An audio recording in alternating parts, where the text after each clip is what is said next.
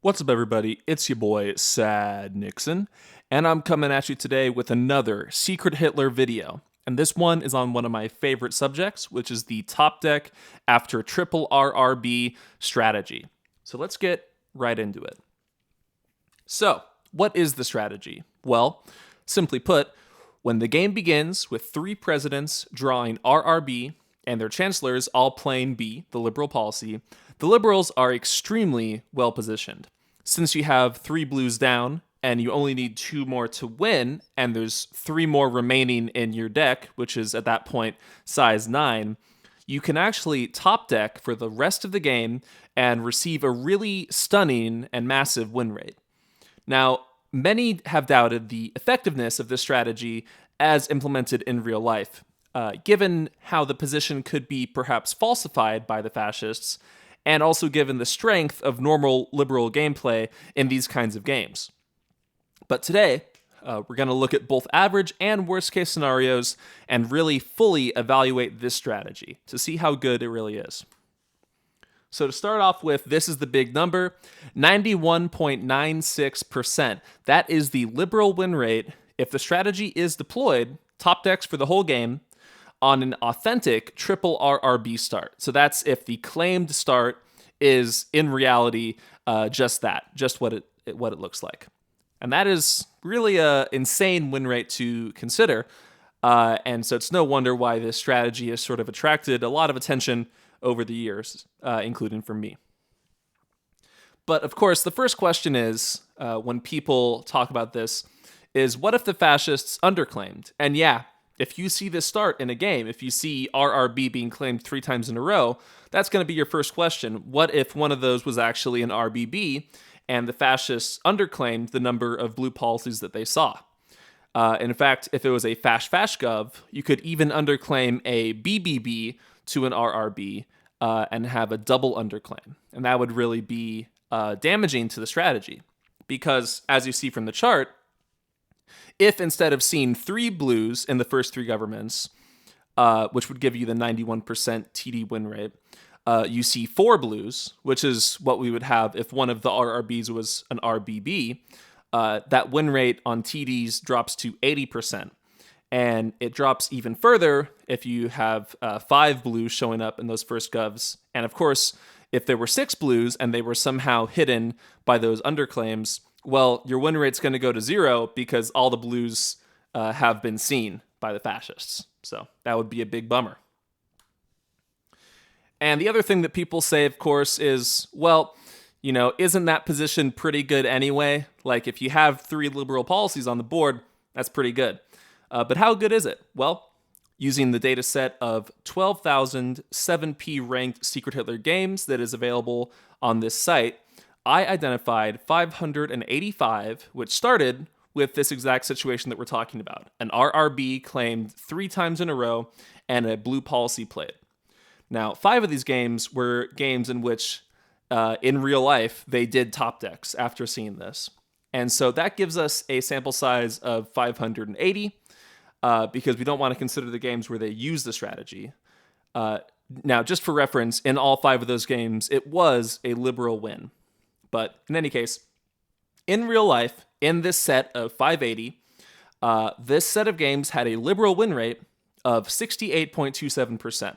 Now that's pretty good. That shows that this is a pretty good game state to start out from regardless. But what would the win rate have been if they had instead top decked the game every single time?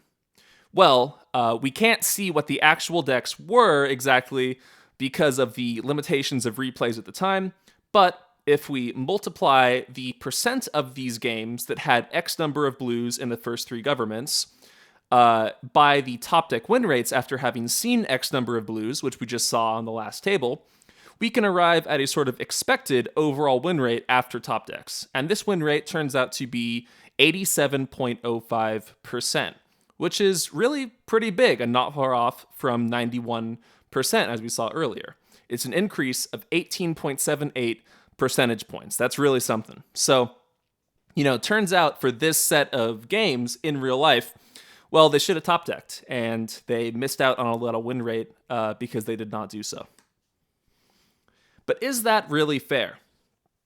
A lot of people would point at the skill question. Now, the average liberal team elo in these 580 games was 1655, which is pretty close to the overall average liberal team elo in games in the full data set. Now, that's about 1650.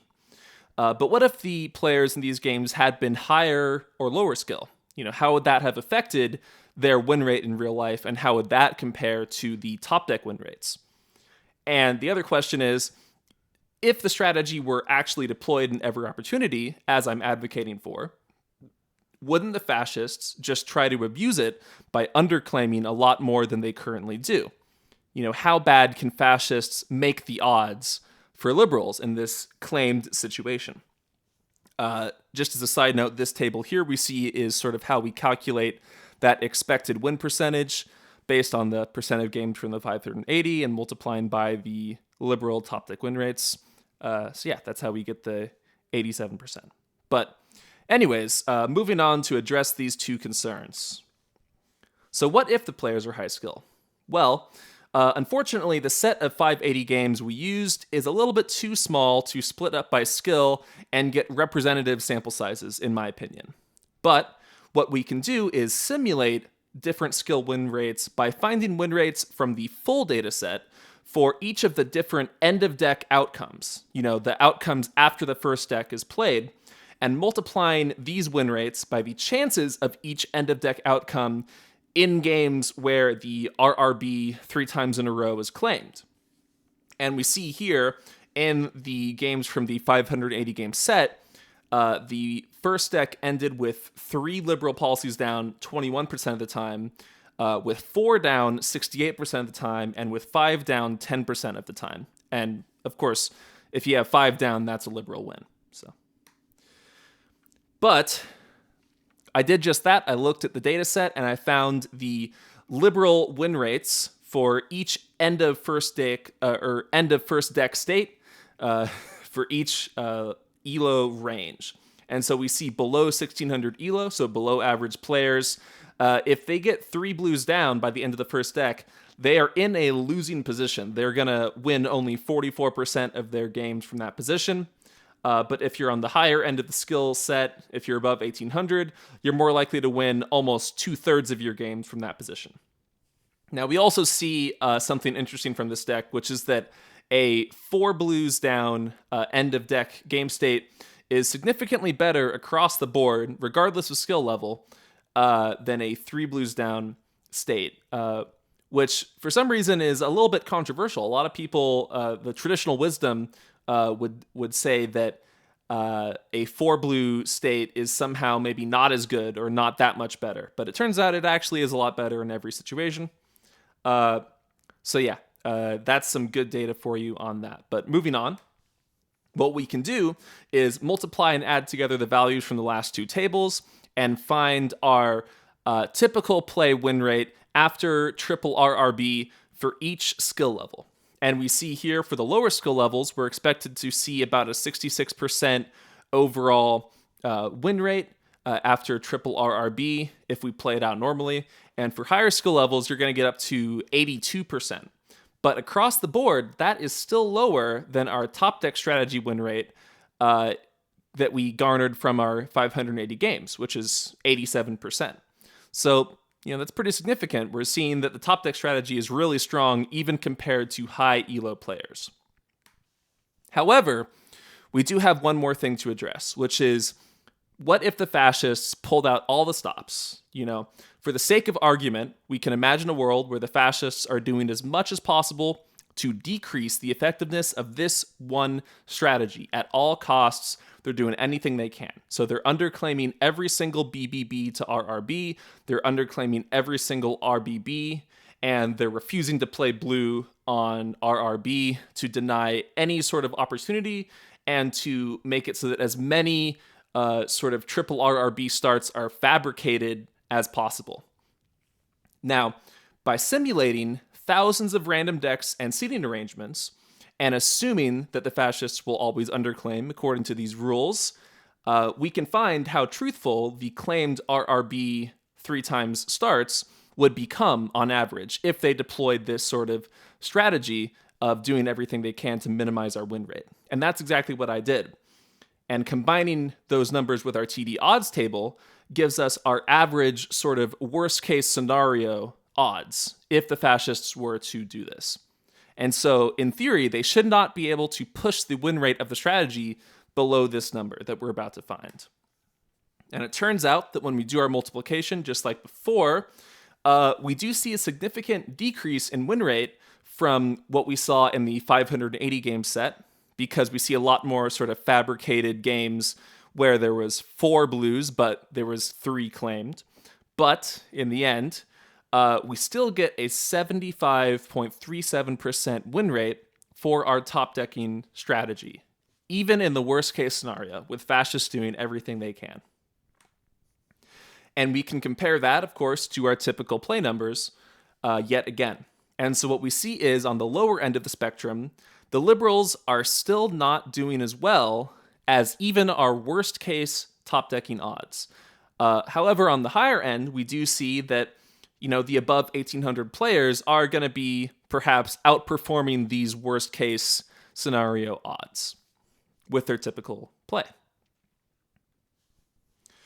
But is that really fair? Maybe not. If you ask me, fascists underclaiming and dropping blues every single time is just unrealistic, and it would likely lead to lower overall fascist win rate because it gives up a lot of information if you're artificially manipulating the deck numbers like that. And even in the worst case for liberals, they're still highly favored if they do the strategy. So it really might not be that worth it to do any sort of counterplay against this game state, which is relatively rare. So if you ask me, the equilibrium win state or the equilibrium win rate, as it were, of the strategy is probably somewhere between 75% and 87%, somewhere in the middle there. Not sure exactly where. You'd have to play it out to find out. But in any case, I think it's clear to me that for lower skill liberals under 1700s, the top deck strategy is just better on average than their normal gameplay. They just don't have the reads. So honestly, you should just top deck. And I would also put forward that it might be beneficial for all players to implement the strategy, if only to attempt to force fascists into doing this counterplay, because I think that doing so would lead to their win rate going lower in most games, trying to compensate for this strategy. And I'll also say one more thing, which is that in the SH tournament series, you're more likely to get more liberal games than fascist. And so implementing strategies like this that maximize liberal win rate, even at the cost of fascist win rate, that can be pretty important, even more so than on site. Because on site, you get a little bit more elo for the fascist win. That's not the case in a tournament. So you got to look out for these, liberal optimizations. But that really wraps up the video. If you have any questions about the statistics at play or anything else, leave a comment. If you want to tell me that the strategy is just, gambling and, it's not even playing the game, well, I don't know what to tell you, man. There's a lot of top decking in the game. There's a lot of RNG. I think this is just part of the game as well. But yeah, I'll see you next time. This has been Sad Nixon.